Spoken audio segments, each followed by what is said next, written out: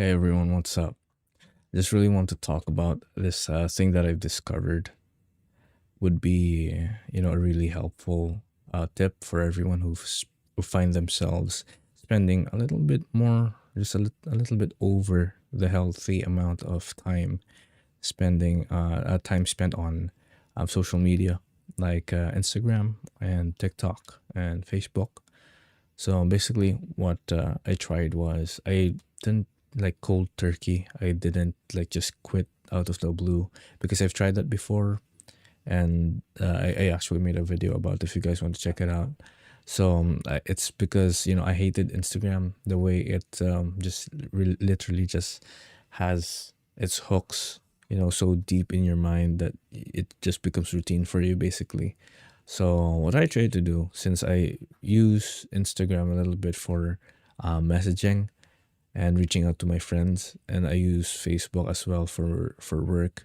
So basically, what I do is I just access the parts of it or the features of it that I just use. I don't browse. I don't follow like accounts. I don't head on over to Reels.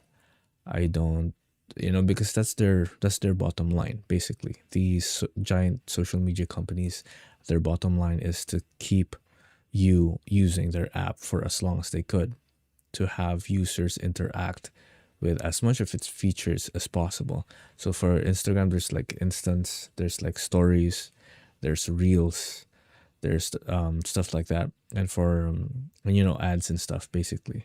So that's what they want you to see. That's what they want you to interact with, and that is why I think we should be more aware and responsible, just to try and to try and they're not our friends basically. Let's try and beat their system and have it work more towards us, just using what we can take as much as possible. We can use what features it can we can take advantage of without necessarily falling into their trap of being stuck in their infinite algorithm, infinite feed.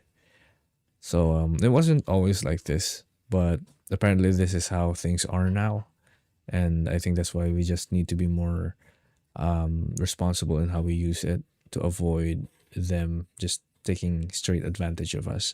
So we need to like develop guardrails for ourselves and try and make most of it while not falling through their trap, or while not falling into them taking advantage of us.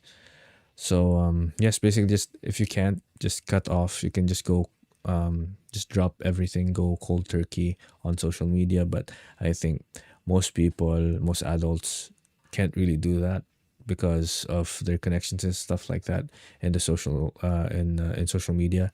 So you can do just slowly, just try and use just the features that you actually need. Don't head on over anywhere else. Just be very aware of how much time you're spending on that. If not, you can always set limits for on your phone, on your computer, for these apps. So that I think that's really helpful too. Because again, these apps, the social media, they're not our friends. They're really not, you know, in for our best interest. Though they can be used as tools to like support businesses, grow businesses, stuff like that. But end of the day, it's not really they don't really want to help like people. And I think that highlights again the point I made in my previous video about how kids are spending more and more time on social media. I think that's not something new, that's not something I need to be discussing. But again, they're growing people, they're children, their minds aren't as as what do you call this, as fine tuned to zero in on stuff, or to like block the noise as much as we do. So I think it's just really sad that we that these kids be exposed to these kinds of stuff. So I'm really pro banning, pro I subscribe to the idea of having 16 under kids not be able to access social media. So yes. So basically, I just want to say, when it comes to these kinds of things concerning social media, just be very aware of it.